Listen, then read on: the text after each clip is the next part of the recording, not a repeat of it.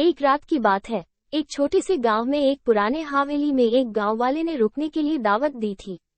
दावत के बाद सभी लोग सोने के लिए अपने कमरों में चले गए। रात के देर से एक बड़ी आवाज सुनाई दी, जैसे कोई चीख रहा हो।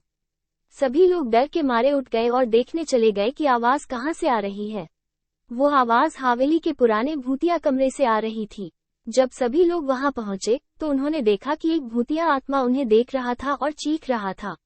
भूतिया आत्मा ने उनको कहा, मुझे मेरी चाबी चाहिए जो किसी ने मेरे कमरे में छुपाई है।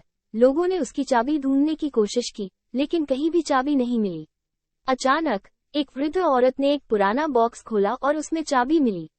भूतिया आत्मा ने चाबी ले। एक रात की बात है। एक गांव में एक पुराने हवेली में एक भूतिया आवाज सुनाई देने लगी।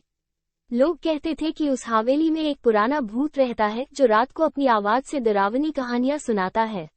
एक रात एक बहादुर युवक ने उस हवेली में जाने का निर्णय लिया। वो ने अपने दोस्तों को भी साथ लेने के लिए कहा, लेकिन कोई नहीं माना।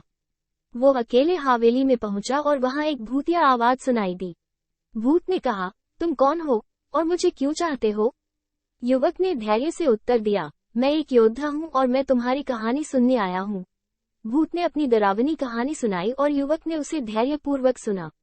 धीरे धीरे भूत की आवाज गुस्से से डरावनी होने लगी और युवक ने उसे रोकने के लिए कहा, मुझे डराने की कोशिश न करो, मैं तुम्हारी कहानी सुनना चाहता हूँ। भूत ने अपनी आवाज को नियंत्रित किया और युवक को धन्यवाद दिया। युवक ने उसे बताया कि डर को पार करने के लिए धैर्य और विश्वास की आवश्यकता होती है। इस कहानी से हमें ये सीखने को मिलता है कि डर को पार करने के लिए हमें अपने धैर्य और विश्वास पर भरोसा रखना चाहिए। भूतों जैसी भयंकर चीजों से भी जीत पाने का रास्ता हमें स्वयं ढूंढना होता है।